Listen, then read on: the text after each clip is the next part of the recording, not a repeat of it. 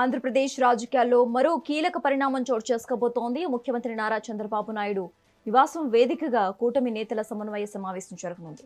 ఇవాళ సాయంత్రం 5 గంటలకు జరగనున్న ఈ భేటీలో టీడీపీ, జనసేన, బీజేపీ అగ్రనేతలు పాల్గొనబోతున్నారు. కూటమి ప్రభుత్వం ఏర్పడిన తర్వాత క్షేత్రస్థాయిలో 3 పార్టీల మధ్య సమన్వయం ఎలా ఉంది? అభివృద్ధి పనుల అమల్లో ఎదురవుతున్న సవాళ్లు ఏంటి?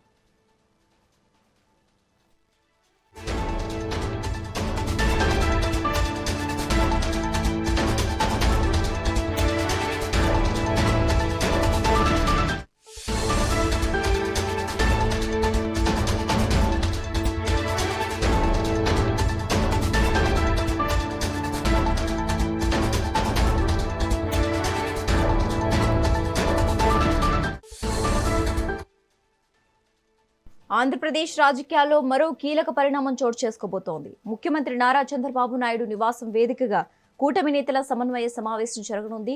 ఇవాళ సాయంత్రం 5 గంటలకు జరగనున్న ఈ భేటీలో టీడీపీ, జనసేన, బీజేపీ అగ్రనేతలు పాల్గొనబోతున్నారు. కూటమి ప్రభుత్వం ఏర్పడిన తర్వాత క్షేత్రస్థాయిలో 3 పార్టీల మధ్య సమన్వయం ఎలా ఉంది? అభివృద్ధి పనుల అమల్లో ఎదురవుతున్న సవాళ్లు ఏంటి అనే అంశాలపై ప్రధానంగా చర్చించనున్నారు. ముఖ్యంగా బూత్ స్థాయి నుంచి కూటమిని బలోపేతం చేసి రాబోయే ఎన్నికల నాటికి క్యాడర్ను సిద్ధం చేయడంపై చంద్రబాబు దిశానిర్దేశం చేయనున్నారు. ప్రభుత్వ పథకాలు ప్రజల్లోకి ఎలా వెళ్తున్నాయని దానిపై ఈ భేటీలో కీలక నిర్ణయాలు తీసుకునే అవకాశం ఉంది.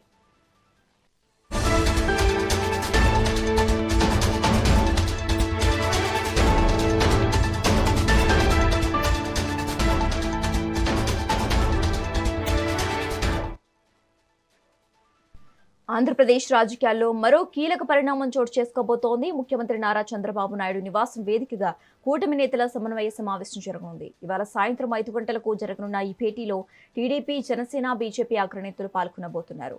ఇక ఈ సమావేశానికి సంబంధించి మోర్ అప్డేట్స్ మా AP input editor Narendra phone ద్వారా అందిస్తారు. నరేంద్ర, డీటెయిల్స్ ఏంటి?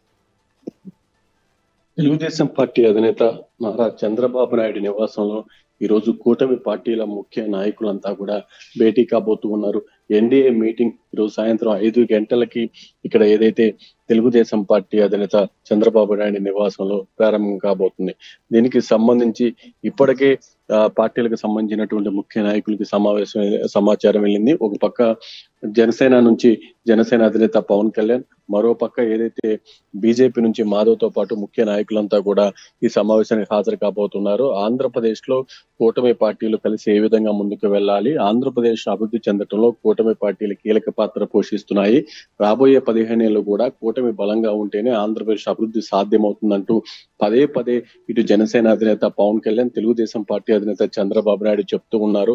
దానికి తగిన విధంగానే ఇక్కడ కూటమి పార్టీల నాయకుల్ని, కార్యకర్తల్ని, కింది స్థాయిలో ఉన్నటువంటి పూర్తి క్యాడర్ ని సమన్వయం చేసుకుని ముందుకు వెళ్లే విధంగా ప్రతిసారి ప్రయత్నాలు చేస్తున్నారు. అక్కడక్కడ ఎక్కడైనా ఇబ్బందికర పరిస్థితి వచ్చినా సరే వాటన్నిటిని కూడా చక్కదిద్దుకుంటూ ఉన్నారు.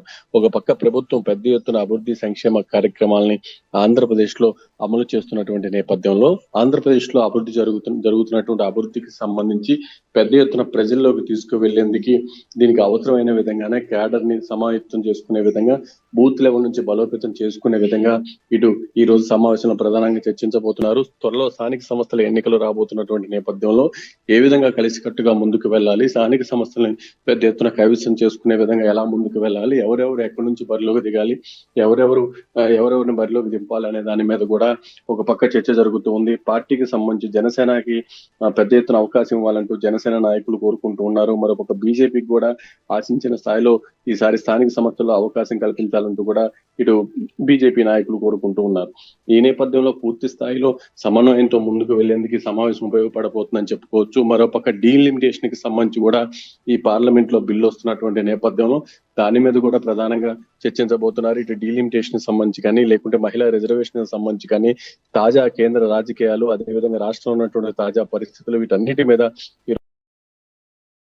వచ్చేటువంటి అవకాశం ఉంది. Okay right, thank you Narendra.